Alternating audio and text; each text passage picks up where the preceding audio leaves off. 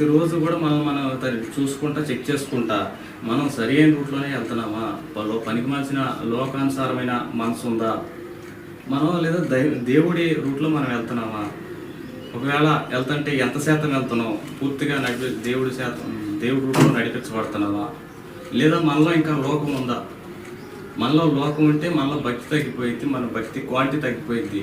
100 అంతలు ఫలిచ్చే ఆ అనుభవంలో కాకుండా 30 అంతలు, 20 అంతలు, 10 అంతలు ఫలిచ్చే అనుభవంలో ఉండిపోతాం. మనం లోకాన్ని మనం ఎంతైతే దూరపరచుకోగలుగుతామో అంతగా మనం దేవుడికి దగ్గరయ్యే అవకాశం ఉంటుంది.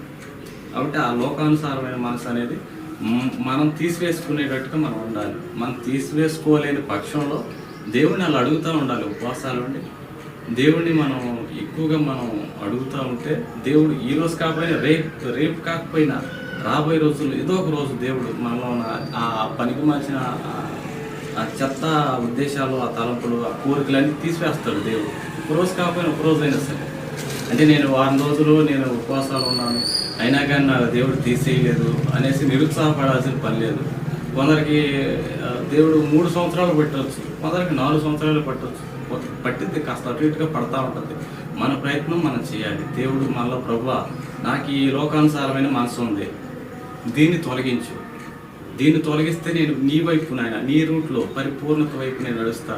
నువ్వు కానీ ప్రభువా నాలో ఈ పనికి మాల్చిన ఈ కోరికలు కానీ తీసివేయకపోతే, ఆ స్వభావంగా నువ్వు తీసివేయకపోతే నా సొంత దారిలోనే ఈ సొంత మార్గంలోనే నేను నడవాల్సి వచ్చింది ప్రభువా.